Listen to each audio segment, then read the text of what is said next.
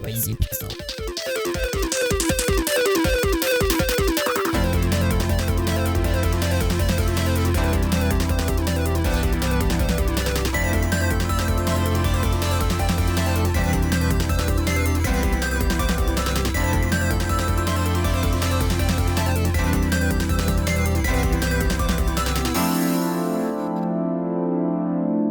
What's up, nerds? Welcome to another episode of the Noisy Pixel Podcast, the official podcast of noisypixel.net, where you can watch videos, read reviews, lots of video game stuff over there. But that's not this. This is the Noisy Pixel Podcast, where we talk about games, but we mostly talk about ourselves. I'm your host, Brian, and today I'm joined by Victor Aparicio. Columbia's changed me, man. And Jacob Kavanaugh. I'm going to sit very still or things will explode around me. All right. Well, thanks for joining the show again, you guys. Yeah. Let's just dive right into it and start talking about games. So what have you guys been playing this past week? Let's start with Victor. Let's see. So I haven't been on the show for a while. Mm-hmm. I've been in another country dying. That's what my catchphrase was about. Mm-hmm. But it's just been a lot of Pokemon. A lot of Pokemon. Not as much as Mr. Jacob over here, but plenty of Pokemon. Every downside is Pokemon. But I think my favorite thing about Pokemon though is, I think you said this before too, Brian, but like everything that hardcore Pokemon people have been complaining about, I've been super excited about. Where they're just like, oh man, it's like not modern at all. It's like it's still pretty linear, and I'm like, oh good, now I don't have to like go around with like an open world collectathon kind of thing where they're like, it's so easy, it tells you what moves to do, and I'm just like, great, I can shut my brain off while I'm on an airplane. It's really nice for me. Yeah. And it's just like, oh man, the battles aren't even that hard. I'm like, good, losing makes me have less self-confidence. So I'm part of the millennial participant. Sorry. No, I was just going to make a joke. When you've got like 700 Pokemon to remember, the type combinations of each and their damn move pools. Thanks for giving that reminder. Yeah, I like just seeing the big old super effective move at the very top of the thing. I'm like, good. Thanks, you guys. Appreciate it. Yeah, Dude, I'm part of the millennial participation trophy era, so like it's been really nice. I mean, it's one of those situations where I'm just like, oh, good, I can finally finish the game. This Pokemon game. I can fill out my Pokedex real easy, and it's not a chore. I can fill out my Pokedex. Wait, have I ever filled out a Pokedex? I never filled up a Pokedex ever.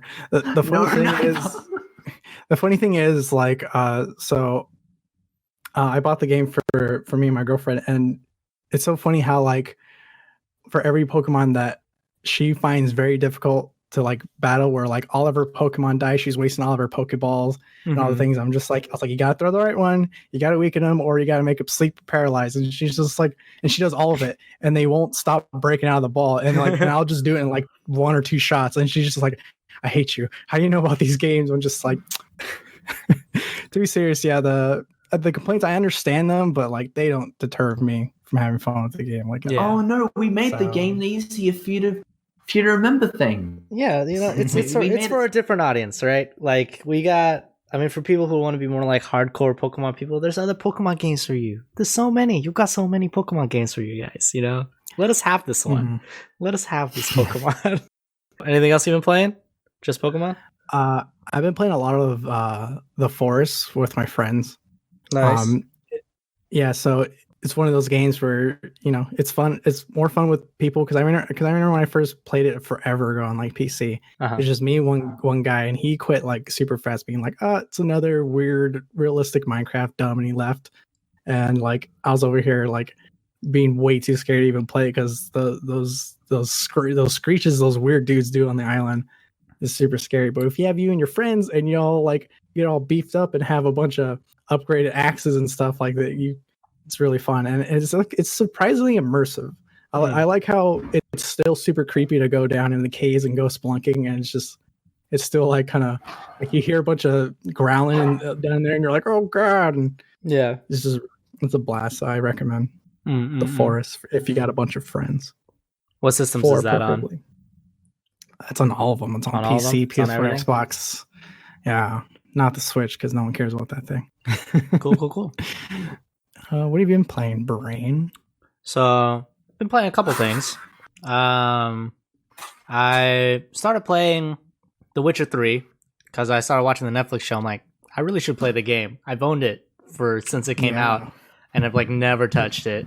In fact, I think I own 2 copies of it because I think it was on sale on like another storefront or something, like like Origin or something. And then I was like, oh, it's on sale. I'll buy it because it's so cheap. And then I didn't touch it. And then now I'm like, I don't want to use Origin. I'm gonna buy it on Steam because it's even cheaper.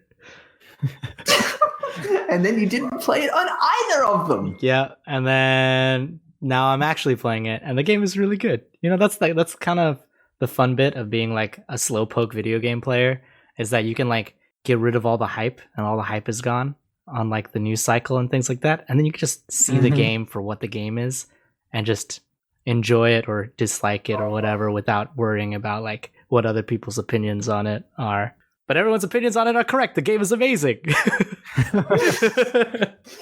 My problem with that game is when I first played it, I'm not a wuss, as I like to put it. I don't block, I don't heal, I don't do any of that stuff, and I just try to whack them. Quick attack. I whack them with like the wrong sword. It's like pull out your silver sword. I'm like, no, and I just keep whacking them, and like I'm like, why does it take forever to kill everything? And I just kept losing and dying, and I didn't have upgraded armor or anything. So that's my experience. The game sucks. There was one quest I had to do where there's this like wraith that's like haunting this well. And if you get too close to the well, she starts attacking you, and you have to like hit her with a silver sword, but your silver sword doesn't do like any damage to her. and then you see like your little quest prompt saying, investigate why she's here, blah blah. I'm like, well, I can't, she's attacking me. And so I have to leave the area so she like stops fighting me, and then I have to like sneakily enter houses and stuff to look for clues, because you can't do like Witcher sets when you're in combat. So I'm just like, well, fuck. And then I would get like a little too close to her, and then it would prompt her to start attacking me again. I'm like, ah, shit. And then I have to like walk all the way away from the town and come all the way back to the town and do it over and over again. Oh, jeez. It was a little frustrating, but you know. Can I have a controversial thought real quick? Yeah. All right. Toss a coin your Witcher is not that catchy and not that good. I don't know what everyone's going crazy about. Yeah. Freaking Jesse is like super obsessed with that song. And then I listened to it, I'm like, it's not that good of a song. No.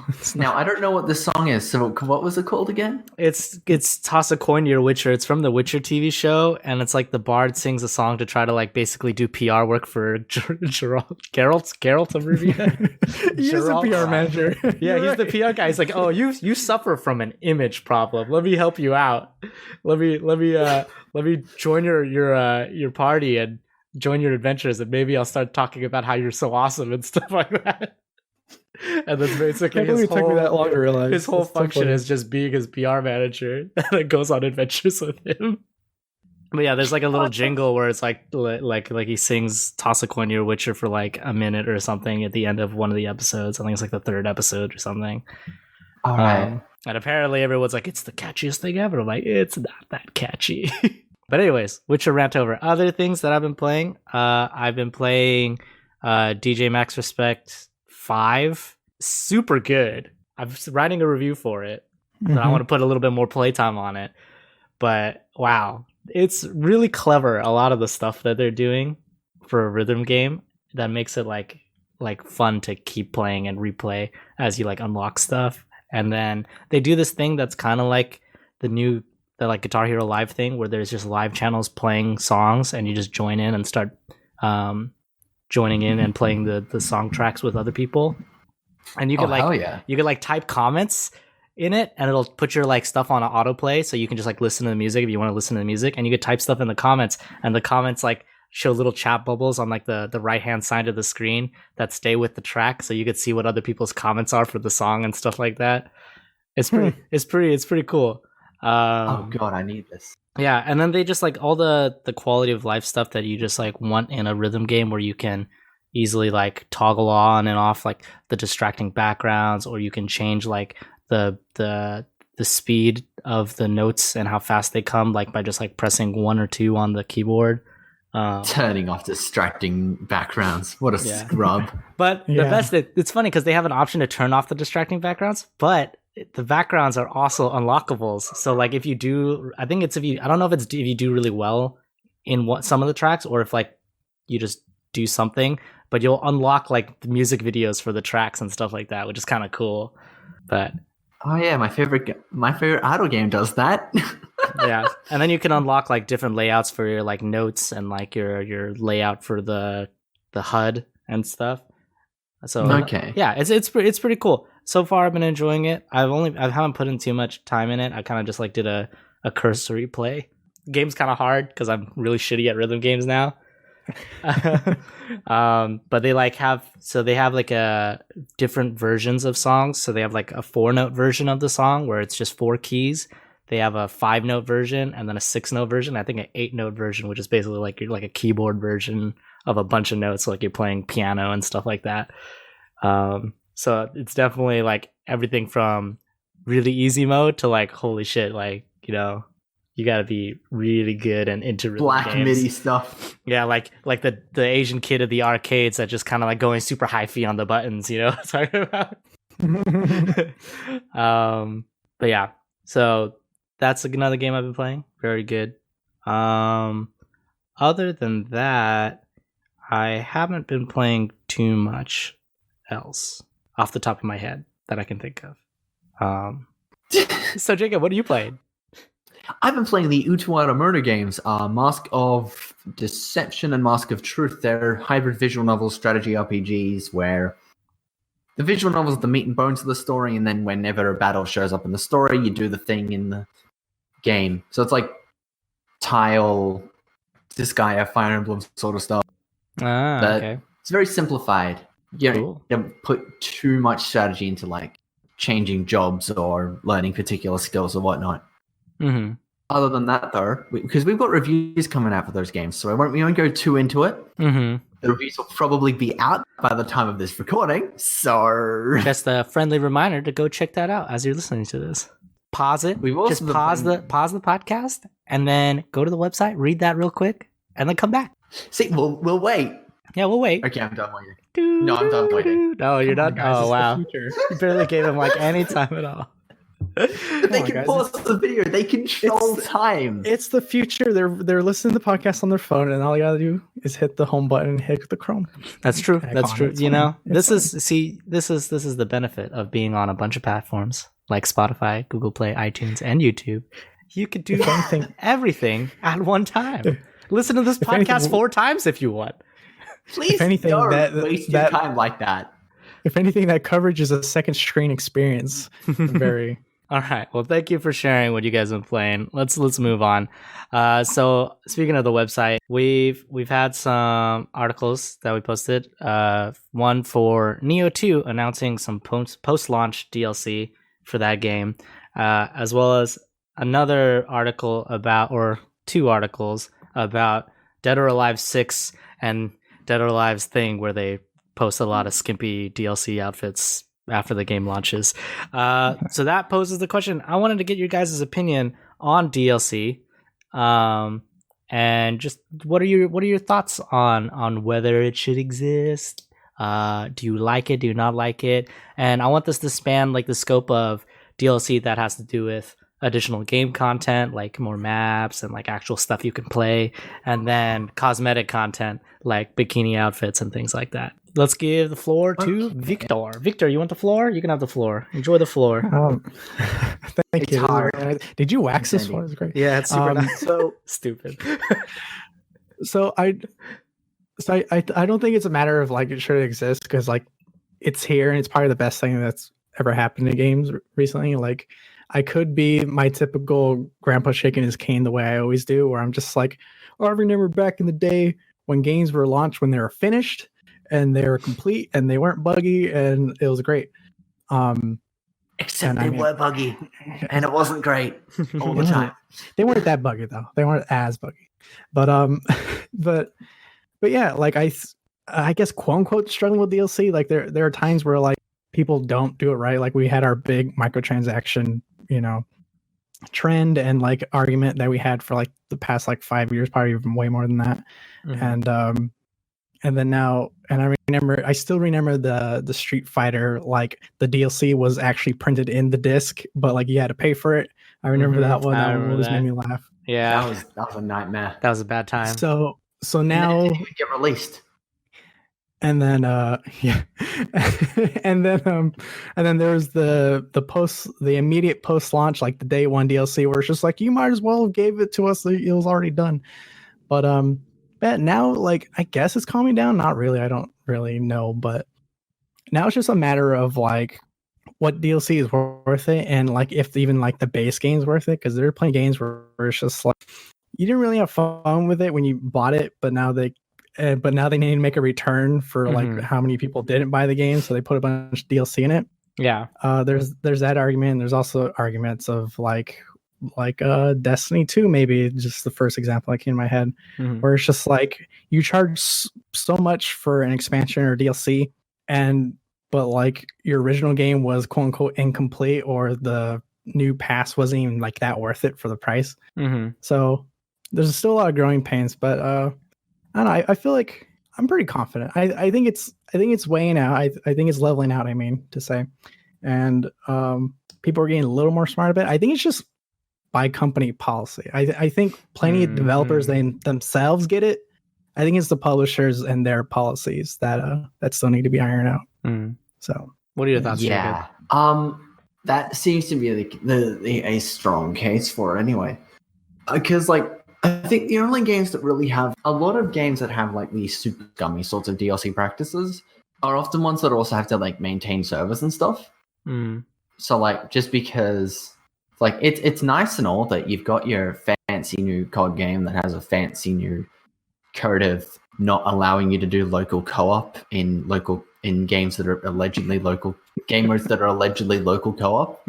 I'm not salty. I'm salty. You hit me right in the heart. You hit me right in the heart. Play this cooperation mode in local. No split screen though. On one hand, I feel there's sort of a slight pass for like cosmetic upgrades and such on that scale, because they're just aesthetic. You can get that aesthetic through other ways. You're not going in. The extra skins and stuff, I think that's fine, because like that doesn't change the gameplay itself, and these games are always online. Your multiplayer is not happening because servers take time and money to maintain if they release complete games. I mean, what? But otherwise, it really depends on when you've got like. I don't like loot boxes by design. Yeah. I play gacha games. They're just loot boxes are just gachas you pay for. Yeah. So Mortal Kombat 11. What are you doing? I think it was MK11 that had this super scummy loot box system, right? Or did I just? There's a couple games that have really scummy loot box systems. Like actually, they all Star Wars have like a really scummy loot box system. Actually, they're scummy by default because it's a loot box system. Yeah, that's fair. That's fair. But games like Kingdom Hearts, you've got the Remind update that's been. I feel it's easy to balance out those single player pieces with like paid additional content, or like people get on Pokemon's ass a lot because it's like, well, you released the third game, and it's like, okay, yes, those third games are bad half the time now. Wait a second, half the time now, the only third game has been Ultra Sun and Ultra Moon, so it's bad all the time, right? So yeah, the idea of doing the expansion passes are good. That's DLC used to create that third game that we used to get, which is better for the player and stuff. I was going somewhere with this. I think this is a good segue into what do you guys think? So what are some games that you think do DLC really well? Or I guess, what are some instances where DLC is being used really well that you can think of? and ones that you really think are just money grabbing and you don't care for it? I don't know from first-hand experience, but I know people keep saying that Warframe is the golden standard of freemium. That word, that's a great word, I guess. And I tried to get into Warframe, I couldn't. Or I guess if you don't want to list those specific examples, let's go into something like what makes a DLC worth it for you? What does it have to offer you in order for it to be worth it? For DLC, it has to offer me it needs to have enough content behind it for me. With that example of Remind, it's an extra story piece and a bunch of boss fights and stuff, which is super, super cool. And that's what I'm here for. It's Kingdom Hearts. Yeah. I'm here for story and I'm here for some zany story and some overly ridiculous and flashy bosses. So that's more of what we want. And that's also instead of the final mix version of the game, which they used to do in the days before DLC, being the PS2. Wow. That's so long ago now. It is. I know for me personally, they're like when I really like a game, I sort of like that like expanded story or universe kind of thing. Like for example, I know in Control and in Spider-Man, their DLC was just like a little more story, and those are great for those single player games where you do like the story and you do like the mechanics. Like you don't mind playing the same game again because it's just expansions, so to speak. But like a little bit off topic, I know when I was playing like the next Batman games, like I played the first Batman Arkham Asylum, and then when the next one came up, the gameplay was so much the same to me that I was like, this might have well been I would have loved this more as DLC. So that's kind of how I feel about those things. And like kind of like what Jacob said, when it comes like to RPGs or like more open worlds, like I like DLC that like fills in the spots if like the game was already big, like some secret bosses, or maybe like I don't know, in GTA in this one previous empty spot, you go over there, now you get more high or something. Like, I don't know, or maybe there's another mission, and like what a story, Mark. So things that like really expand the existing game in like a pretty organic or cool way, or like if you just don't want to say goodbye to a game but don't really necessarily care if it gets a sequel either, DLC is probably a good way to go. Yeah, I you can won't agree with see that. DLC often used for puzzle games and stuff that much, because if they are strong story puzzle games, then you've got to create a whole case for it, like Capcom has done with those 3DS Ace Attorney games. Or they've got to be a big collection of extra levels, like Box Boy. Did Box Boy actually do DLC, or did I just hallucinate that? I'm not sure. I don't know. I'm not sure. Was it Chibi Robo that did that? I don't know. I think Chibi Robo did have DLC. It also had like amiibo functionality. That's fun. It's okay, Jacob. Yeah. I also invent false realities in my head. I mean, I guess that's true. It's that your one's enjoyment of DLC is very subjective, based on like a DLC would be worth it to you if it enhances the way you experience the game for a cost, right? So for some people, it might be like a skimpy bikini outfit, be like, oh yeah, that's really enhancing my enjoyment of this game. And for other people, it'll be like, oh, like it's a new mechanic I can play with, or oh, it's more stages and like more world building in a game that I already enjoy. I mean, I know the maid in swimsuit outfit really rise Azaria's excitement or enjoyment of the game. But yeah, because I think DLC is a good tool because I think that's something that's really cool about video games nowadays, is that if a game, there's like a little thing to be like, oh man, I really wish this had X or Y in it, right? Then the developers can just put that as a DLC and add it to the game after the game comes out. You don't have to wait for a whole nother game just to get a couple functionalities that you really want, which I think is really cool. Right. Yeah. It also allows like a developer to judge like a player experience for what they want more, instead of the ability to just add an update in later, because you've got QA testers and they do God's work, right? Yeah. Running into a wall 700 times to see if it works. Or amazing amounts of ridiculous stuff and how they'll attempt to break a game. But then that's a different experience to how a general player would.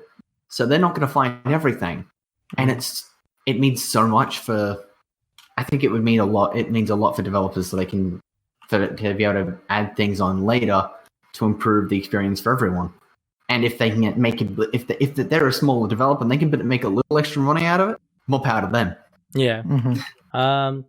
Yeah, let's move on because we're already got some time under our belt. Let's talk about get to know your pixels. A little levity in here. So I recently went karaokeing with some friends, and so I thought this would be a fun get to know your pixels. What's your guys' favorite karaoke song? Let's start with Jacob this time. Oh God, starting with me, karaoke. I've been karaokeing. Wow, words. Been to karaoke once. My entire life. We can count karaoke as well, where you just sing to yourself in a car, or whatever bathroom karaoke. Yeah, showeroke, where you just sing to yourself in the shower. What's like a song that you really enjoy, like singing? A very cursed question because it changes with whatever songs I like the most, which is constantly changing and evolving. All right. Adapting. Currently, what would be your favorite? What would be the song that you would sing at karaoke if you had to do karaoke right now? At this very point in time, if I was to pick out a song, I would go for, I believe, from Persona 5 Royal. I thought you were going to do I Believe I Can Fly. Yeah, that's the first thing that I thought of too. I'd be going for some anime opening or something, Yeah. That's how we roll. Hacking to the Gate from Steins Gate, which you should absolutely play, by the way. All right, how about you, Victor? Ooh, ouch. I mean, I do like a lot of Muse. I think a lot of Muse is like the lyrics are a bit out there, but like they're really well heard, enunciated, and like people can sort of follow along. I don't know, you can't beat Santeria, first of all. Anyone can sing Santeria with you. Everyone gets excited about it. It's a good one. Unless a particular person hears it way too much, in which I say you can never hear way too much Santeria. Can't Stop by Queen. Wait, is that the whole title? Can't Stop. Stop me now. Don't stop me now. You mean don't stop me now? You butchered the song. How dare you? Can't stop me now. Can't stop me now. Sorry. It's don't stop me now. The lyrics aren't in front. The lyrics aren't in front of me on the screen with the microphone in my hand. I'm sorry. Okay. But yeah, I don't know. I kind of go a bit stereotypy with it. But yeah, I'll break out some Muse or some. I mean, you cannot go wrong Nirvana. with Nirvana. I feel you. I think for me, everyone can rock out with Nirvana. Yeah. I think for me, it's literally like any song that was on Guitar Hero at any point. That is true. I feel like you could just pick one of those songs and put it in your karaoke list, and it's gonna be a banger. Like Rock Band 2 Mr. Brightside. Mr. Brightside is amazing. Rock Band 2 for me, but yeah, I completely agree. Yeah, just like any of the Rock Band or Guitar Hero games, those are like quality karaoke songs for sure. And they're a picture of reason. Yeah. Cool. Well, thanks for sharing all that stuff, you guys. Moving on, let's go into a segment where we do our game shout out of the week, where we're talking about a game that's come out this past week or is coming out this week that you just want to give a shout out to get people to check it out. How about you, Victor? You go first. What's a game you want to shout out this week? In the midst of helping out with the site, I encountered a game that came out recently called Super Crush KO. I think we just got out of the trend of games being like really dark and brown and grays.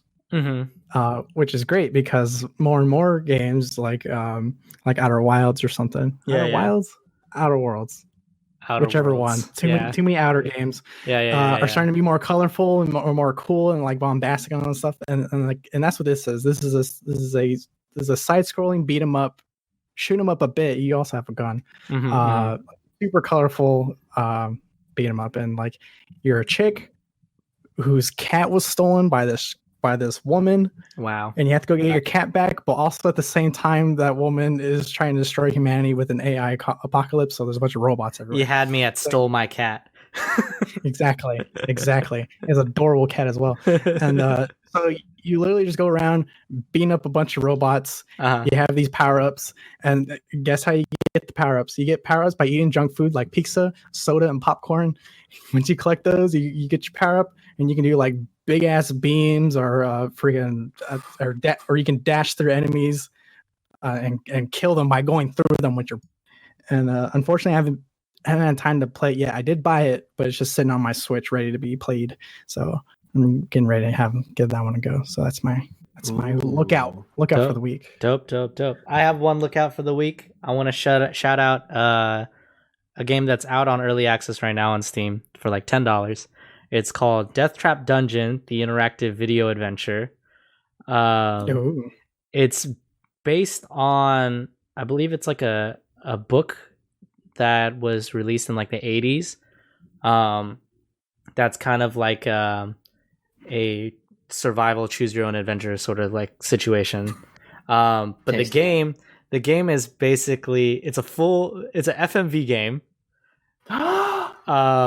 So you have this dude narrating on like a couch, the book basically. And you like basically have a bunch of branching paths and story things that you can do, but it's also like you're playing a little bit of like a tabletop RPG because there's like dice mechanics and stuff like that to like beat certain objectives and stuff. So it's basically like if you don't have a dungeon master and you want to play a D&D game, you can play this full motion video game called Death Trap Dungeon. It's narrated by who's it narrated by? Eddie Marsan. He's like this British actor. I think he was at Deadpool 2 and some other movies. But yeah, so he narrates it. I purchased it, but I haven't had a chance to play it yet. But I'm like super excited because it's just such a unique game in this current landscape of video games that I really want to check it out. Plus, I'm a sucker for tabletop RPGs, and you know, it's kind of cool to see FMV games coming back around. Now that we have the technology to make it good. Hell yeah. Hells to the yeah. How about you, Jacob? What's a game that you want to shout out this week? So I'm a hopeless shill, so I'm gonna shout out Tokyo Mirage Sessions, Sharp FE, because that game has been doing better than expected upon release, actually. It's sold out in many Japanese stores because it seems that they projected the sales would be really low. Uh-huh. So they didn't stock many copies. Oh, wow. So now all the copies have been bought. That's pretty awesome, though, when you like, as like a game developer, you're like, wow, we sold out. It's only like it's only like 18,000 copies in Japan. But like, it's innately frustrating because you have a bunch of news sites just going, Tokyo Mirage Sessions did worse on the Switch than it did on the Wii U. Actually, your stats don't take into account online sales. Mm-hmm. And also, they sold out of copies because they thought it would bomb like it did on the Wii U. So what kind of game is it for our listeners who know nothing? Well, you can check out some of you might know review, stuff. I'm sorry if I offended you. Sorry, go ahead. It's a Shin Megami Tensei. It's not a Shin Megami Tensei game. It's an Atlas type, but it's not really an Atlas. It's a Fire Emblem. It's Fire Emblems in the name, and they're Fire Emblem characters, but they're basically like personas, and you have some idols that use them, and you stab monsters and whatever, and you have RPG styled combat with cool music. That's it. That's Tokyo Mirage Sessions. Sometimes that's all it needs, right? Sometimes that's all you need. A nice soundtrack right. And some RPG mechanics. All right. Let's wrap things up. Thank you everybody for listening to another episode of the Noisy Pixel Podcast. We appreciate the support. As always, you can find us on YouTube. You can find us on Spotify, Google Play, iTunes, and also on our website, noisypixel.net, which has a ton of gaming content, news, reviews, previews, interviews, all that good stuff. So be sure to go check out that website for more awesome gaming content. And if you want to reach out to us for the podcast, reach out to me. I'll forward it to these guys. These guys don't care. I care, though. Email me at Brian, BRIAN, at noisypixel.net. With anything you want to hear us talk about on the show, just dropping in to say hi, anything like that. We will listen to your suggestions because we are desperate. I mean, what? Well, someone on YouTube asked us to start putting timestamps on the video for what the segments are. And so we started doing that. So we care, you guys. We care, and we listening. We're also small enough now to where we can listen to anything that comes in. So please jump on the bandwagon now. Right. Start the bandwagon. Start the bandwagon. Go grab a bandwagon and get it going. Be the one to actually make a difference. You can be an official trendsetter. This is where it starts. Hell yeah. Anyways. This is... All right, we're cutting it. All right, we're getting it. All right, we're starting to sound like a Patreon, guys. We might get one of those. Be sure to buy me a coffee, stuff like that. Ko-Fi. I don't think I have one. All right. Anyways, enough of that. Thanks for listening, you guys. We appreciate it. Be sure to tune in for the next one next week. Bye-bye. Bye.